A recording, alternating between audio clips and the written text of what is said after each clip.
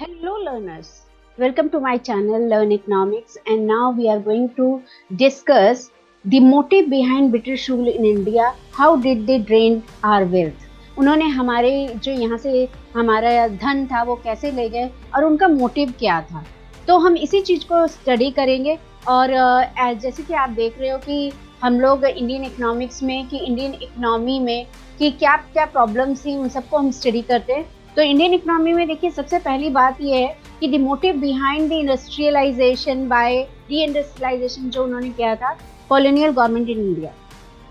तो ब्रिटिशर्स ने क्या किया, सबसे पहले हमारा जो इंडस्ट्रीज थी उनको वीक करा, और उनका वीक करने का मतलब उनको खत्म करने का जो उनका मकसद था वो क्या था। Why did they wanted to end this?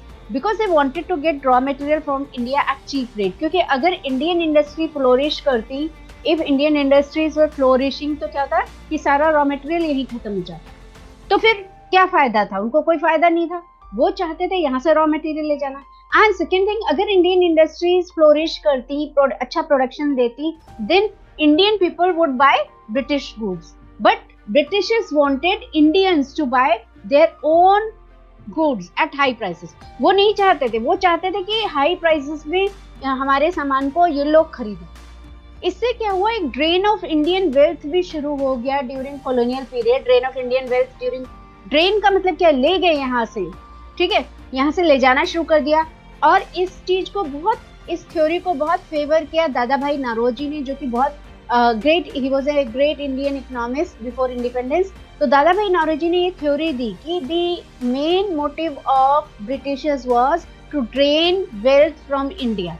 और उन्होंने क्या किया, इंडिया से वेल्थ को ले जाना शुरू कर दिया, और उन्होंने इंडियन रिसोर्सेज को एक्सप्लॉइट किया। एक होता है यूज, एक होता है मिसयूज, एक होता है ओवर यूज और एक होता है exploit.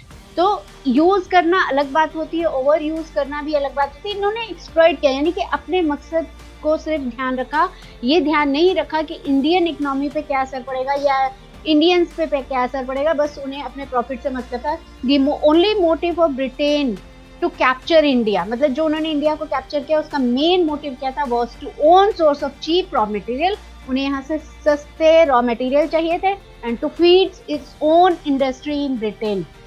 They wanted to take away raw material from India and to sell their own final goods in India. इसी के लिए उन्होंने डिस्क्रिमिनेटरी टैरिफ पॉलिसी भी अपनाई, विच मेंट कि जो इंडियन गुड्स है उस पर ज़्यादा टैक्स था और जो ब्रिटिश गुड्स है उन पर कम टैक्स था, जिससे कि लोग ब्रिटिश गुड्स ज़्यादा खरीदे। और वैसे भी इंडियंस जो है अट्रैक्टेड थे ब्रिटिश गुड्स के लिए, क्योंकि वो मशीन से बने हुए थे और वो ज़्यादा मजबूत दिखाई पड़ते थे। So this was the condition, they in this way they drained wealth from India and they fulfilled their motive of taking raw material and giving final goods to Indians. तो ये क्वेश्चन आ सकता है बहुत बार, और हमें 2 पॉइंट इसमें जरूर लिखने होते हैं कि इंडिया से रॉ मटेरियल ले जाना और फाइनल गुड्स इंडिया को बेचना, ये उनका मोटिव था। And they wanted to take away all the wealth from India. और सबसे अच्छा एग्जांपल तो हमारा कोहिनूर भी है, जो कि बड़ा कंट्रोवर्शियल भी है, पूरी दुनिया में मशहूर है। So I hope that you have understood this point, and please keep joining us in the next videos. Will be discussing more about Indian economy. Thanks a lot.